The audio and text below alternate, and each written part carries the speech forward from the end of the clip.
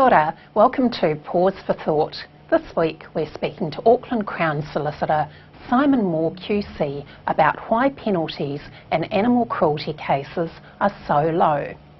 Why do judges never impose the maximum force of the law, even when they say ill treatment of animals is the worst case they've ever come across? But first, we speak to Auckland Councillor Cathy Casey about the sad fate of thousands of unwanted dogs who end up at the pound. Cathy is an animal lover and has 2 dogs in her family, Pat and Mitzi.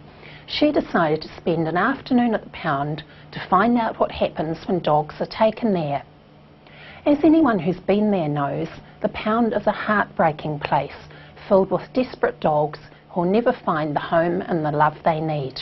Now, I'm joined by Cathy, Pat and Mitzi Casey to talk more about how we can stop so many dogs ending up at the pound. Kia ora, Cathy, welcome to the program, and welcome to Pat and Mitzi as well.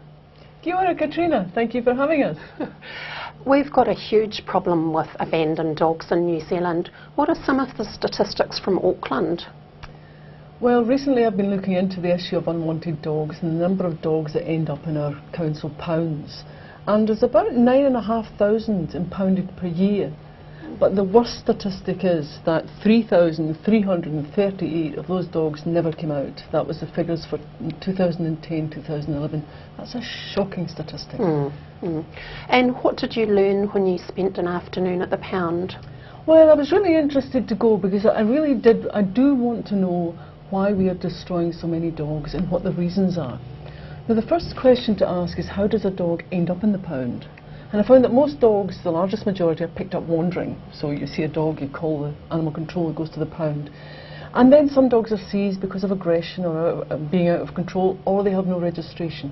So we have all these dogs in the pound, and about 60% of those are picked up by their owners, and about 7% are rehomed. What bothers me is that remaining section, 1/3 of them don't go out. Now, if the dog's in the pound for 7 days, it's tested to see if it's suitable for rehoming. And there's a temperament test, there's a health check, and there's a breed check. In other words, people don't really want an animal that's got a classified menacing breed in it. Unfortunately, that rules out a lot of the dogs, and that's how they end up being euthanized by ratepayers pay for it. And so the bigger question to ask then is, how do these unwanted dogs get in the pound in the first place? And the answer to that is, you must desex your dog. Now, cat owners seem to have got that message. Dog owners haven't. So there's a huge message to go out there about anybody who intends to have a dog. The first thing you have to do is make sure that dog is desexed. Because that would pretty much almost take care of the abandoned and unwanted dog problem? Well, it would take care of part of it. I mean, there is a much bigger education issue here. When a dog is for life, you know. I've had Pat and Mitzi for 10 and 8 years respectively. A dog will be with you for 15 years. So when you buy a dog or get given a dog, think of what you will be doing in the next 5, 10, 15 years. Because if you're leaving this country, if you are travelling out of Auckland, do not get a dog. They are a family member. They have needs. It's not just feeding and watering and exercising. It's company. It's about socialisation. It's about training. It's about making your dog part of your family. And it's also a huge financial commitment too, so if you can't afford the desexing and the vet care, then you can't really afford to bring the animal into your family. Look, yeah, I was at the vet this morning with Pat. You never get much change out of $100. But, so you've got to factor that in. It's not just the food, and it's a huge expense. There's registration, microchipping, feeding, watering, training. What do you do when you go on holiday? So do not enter that relationship readily because someone gives you a nice wee puppy, because that nice wee puppy will grow larger. And a number of overseas students have learned that to their cost.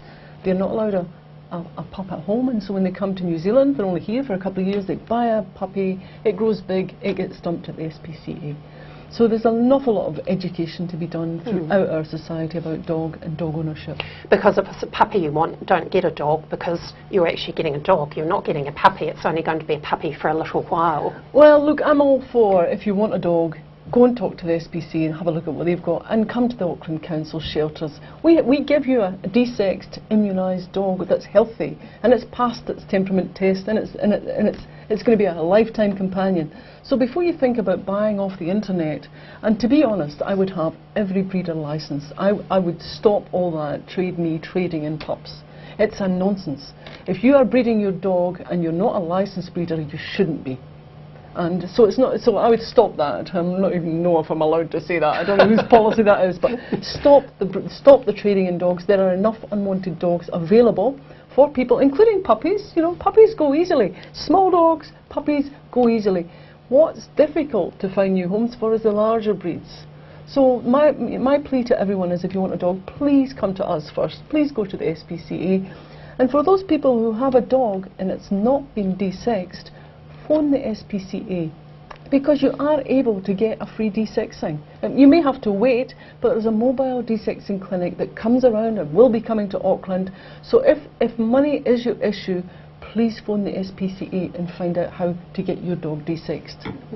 And what you're saying, that's very important about getting your dog from the SPCA or from you or from a dog rescue organisation, because if people keep getting them from breeders, it's just encouraging breeders to produce more and more dogs, whereas if everyone got them from rescue organisations, that would go a big way towards rehoming them all. Absolutely. Yeah. And I think that's the goal of Auckland Council. We want to find a good home for every single dog that passes the tests. And unfortunately, in the first 6 months of last year, 208 of those had to be destroyed. So these were dogs that had got the green lights and weren't able to find a home. And that's very, very sad. That's awful. It's one dog too many as far as I'm concerned. Do you think there should be restrictions on dog breeding? Absolutely, totally, absolutely and totally. You should not be breeding your dog if you don't know how to do it. You should only be breeding your dog if you're a licensed breeder, and full stop. For show, nothing else.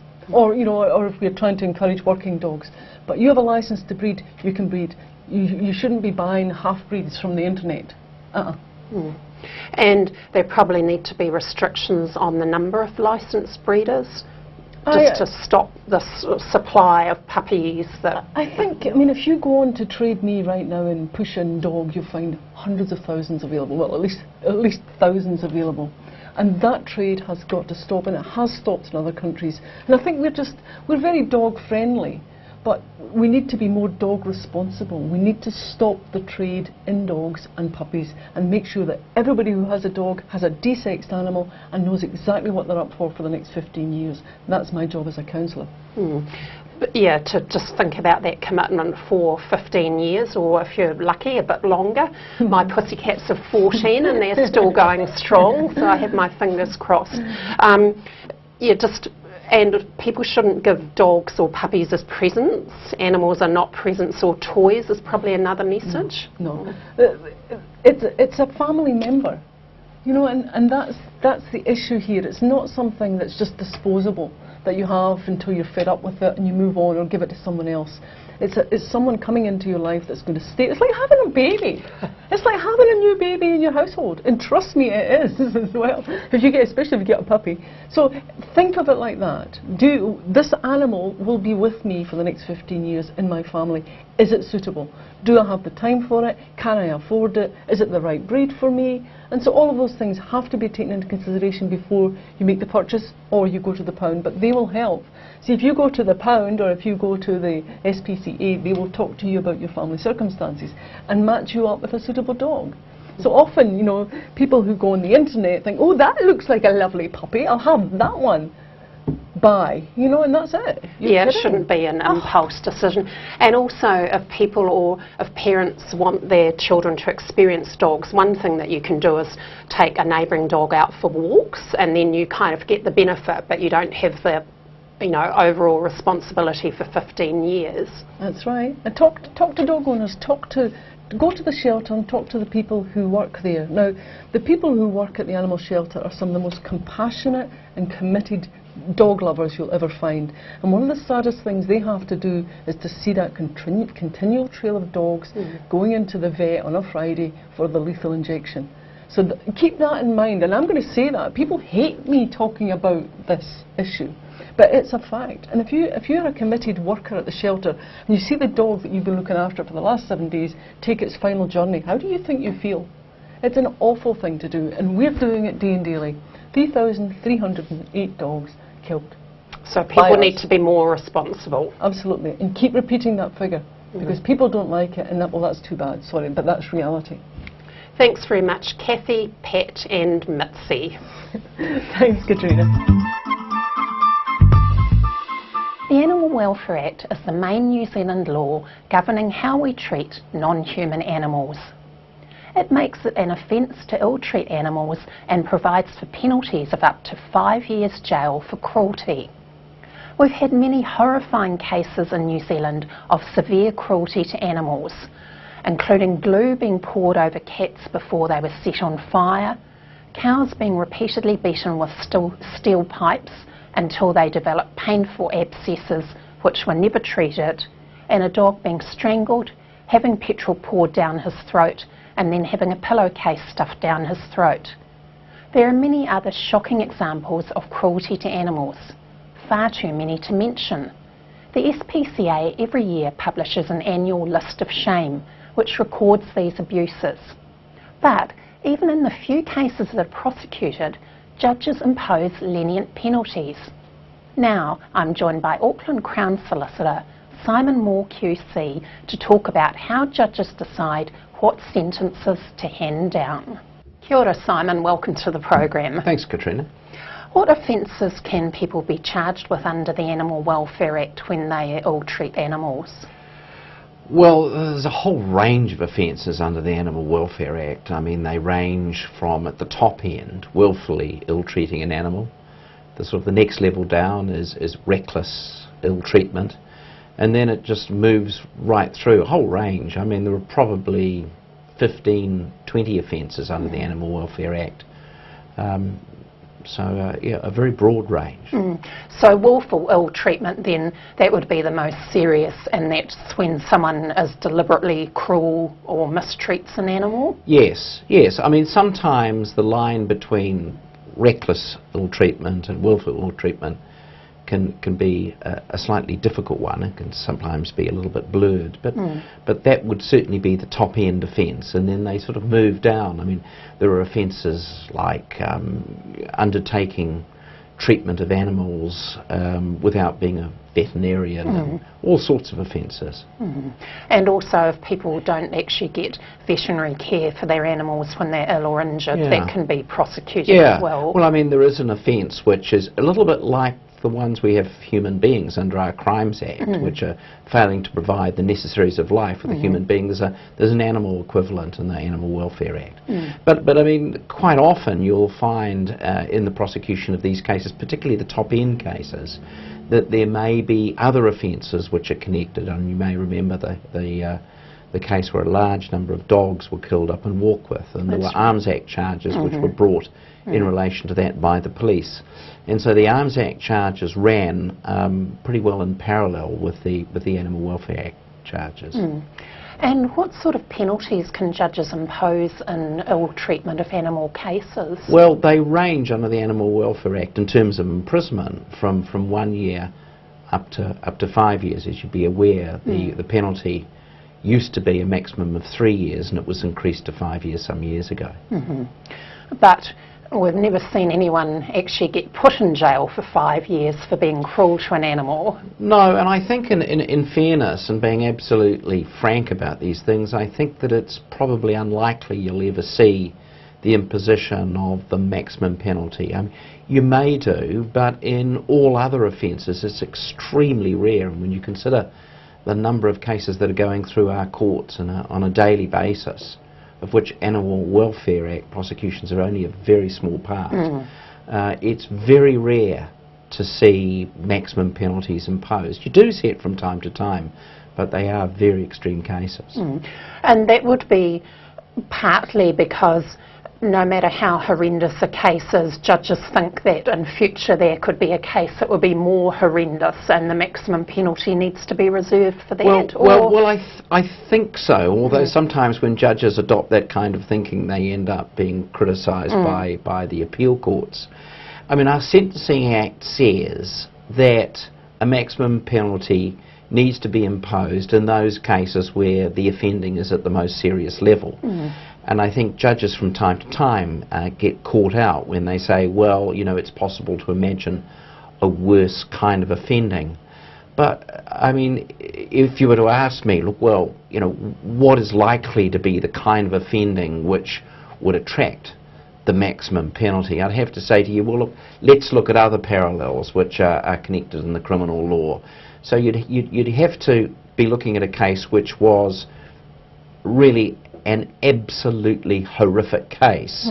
But it's not just the case and it's not just the facts of that case, it's the offender as well. So if it was a second or multiple offence which this particular offender has been involved in, then you'd be inching up towards the maximum penalty. And I can see it being imposed in certain cases, or I think it would be very rare. And can you explain to us how judges sentence? You mentioned the Sentencing Act. Now, that's something that they have to take account of and apply when they're deciding on the sentence. How does that work? Yes, well about 10 years or so ago, I suppose it was, our sentencing laws got effectively codified. They got placed in a single act. So all the principles that used to apply to sentencing, which we got from case law, were all placed into an act called the Sentencing Act. And what that act does is it places in one spot for the judge and for counsel and for everyone else what the law is in relation to sentencing. But I can probably summarise it in this way by saying that the approach to sentencing is that a judge is required to look at the offending, put the circumstances of the offender to one side, and then a judge looks at the sentencing and says, well, let's look at the offending as a whole, and what does that offending deserve in terms of a penalty, having regard to what the maximum penalty is. So if you're looking at a willful mistreatment of an animal, you'd have in the back of your mind the 5-year maximum, and then you'd say, well, where does this fit? And there are aggravating factors which a judge needs to take into account, aggravating factors that relate to the offending. Now, aggravating are the factors which make it worse.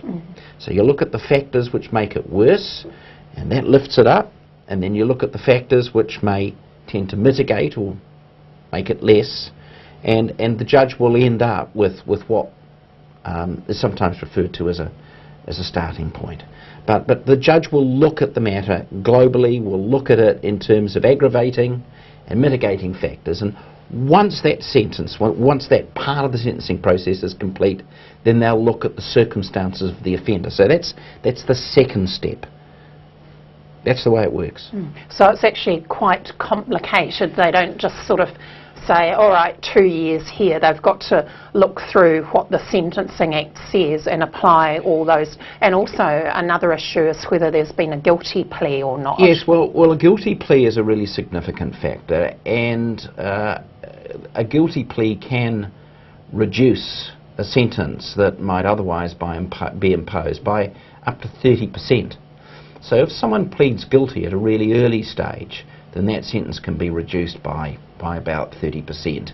That's the maximum kind of discount, we call it, that can be applied. And what that does is it recognises that there is remorse, because it's difficult to find probably a more sincere demonstration of an individual's acceptance of what they did was wrong than saying, well, actually I did it and I accept it right from the very beginning. But it also saves the state, the community, the prosecution, witnesses who have to come along, all of the inconvenience and the personal angst and everything else that's associated with that. So if someone pleads guilty, you don't have a defendant hearing, and all of that has to go to the credit of the offender. And that's a perfectly legitimate approach, which is adopted. It's completely uncontroversial. It's adopted in just about every country. I guess what we're looking for, people who follow prosecutions under the Animal Welfare Act, is a judgment from a higher court, perhaps the Court of Appeal, saying what the sentences should be, and that's called a tariff judgment. Can you explain about that? Well, there are tariff judgments that are designed by our appeal courts to give assistance to lower courts and for judges in setting sentence. And so there are what we call tariff or guideline judgments for, take for example, aggravated robbery. There's a case which covers aggravated robbery and contemplates all the different sorts of circumstances that might arise in an aggravated robbery, and it grades them so that if you look at a particular set of facts in an aggravated robbery and you fit that into the grades of offending, you get a pretty good idea about what the sentence should be. But there are some sentences which just don't lend themselves to a tariff sentencing approach. Looking at our own Crimes Act, manslaughter is one, because there are so many variables that can be taken into account in determining whereabouts a sentence for manslaughter fits. The variables could be so great that it's quite an impractical exercise. And I suspect that when it comes to animal welfare, we're really looking at a similar sort of situation. I think the possibility of variation, the number of variations you can get with animal welfare cases is so great that it's most unlikely we'd end up with a tariff offence or a tariff judgment. But having said that, there are a number of judgments in the High Court. There is a judgment in the Court of Appeal, but there are some judgments in the High Court which give some guidance in terms of sentencing approach. And quite recently there have been some statements made by High Court judges and appeals which have gone to the High Court recognising that there needs to be an uplift in the penalty from 3 years in recognition of the increase in 3 years to 5 years. So already we are seeing sentences which are going up now as a result of the penalty going from 3 to 5. Animal lovers, I think, still perhaps think that all these sentences seem very lenient when the cruelty seems so horrendous. Is that perhaps because judges are also, as you've mentioned, dealing with manslaughter and murder, and this animal cruelty might perhaps seem almost trivial by comparison? Oh yes, I'd never say trivial by comparison. I suppose there are as there are with Crimes Act charges against human beings, relatively trivial charges versus others. But the top end Animal Welfare Act prosecutions carrying a 5-year penalty, that's sitting up there pretty well towards, well, moving up to the mid to top end of some of the violent offences against human beings. So I'd never call it trivial. And of course from the 1st of July this year, you can elect trial by jury for offences carrying 2 years or more. That's just recently been changed, and these cases will still call for jury trials. Thanks very much, Simon. Pleasure. A YouTube video of 3-year-old Louis Antonio explaining to his mother why he does not want to eat octopus gnocchi for lunch has become the latest must-see YouTube video. The young Brazilian argues that he doesn't like to eat meat because when we eat animals, they die. He says instead he likes to see animals on their feet happy, and says that humans should look after them, not eat them. The original video in Portuguese was viewed nearly 1.5 million times in 2 weeks. The English version was seen by more than 900,000 times in only 3 days. In a country where there are very few vegetarians, the video has sparked heated debate about vegetarianism. And did Louis have to eat the octopus gnocchi? No. The end of the video shows his mother moved to tears, asking her son just to eat his rice and potatoes. SAFE is looking for volunteers this month to help with petition signings and public outreach for its Stop Factory Farming campaign. The new so-called Code of Welfare for layer hens will eventually phase out battery cages, but will replace them with the also cruel colony cage system. Contact your local SAFE office if you have a little time to help with the petition. Scientists have discovered 9 previously undocumented deep-sea creatures. They include the Yeti crab, a hairy crab which is so unusual that a whole new family of animal had to be created to classify it. The hairy pincers contain filamentous bacteria which might be used to detoxify poisonous minerals from the water emitted by the hydrothermal vents where the crab lives.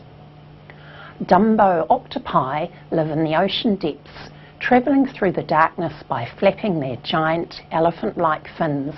They can grow up to 6 feet long. And the long-finned batfish is another recent discovery, once again confirming how ignorant we humans are about non-human animals.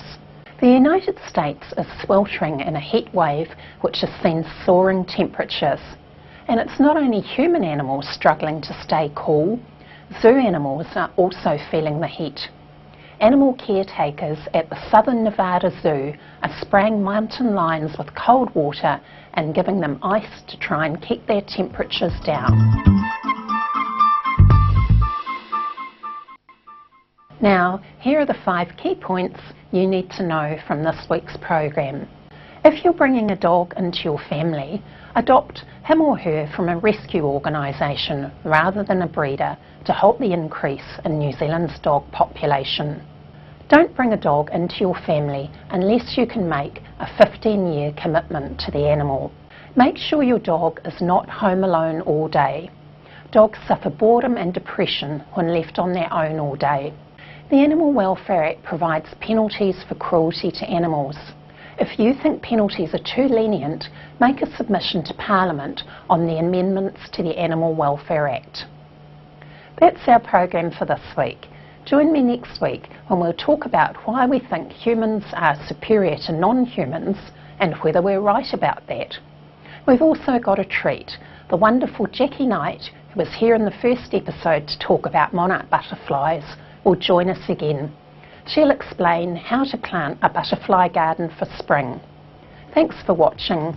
Ka kite anō.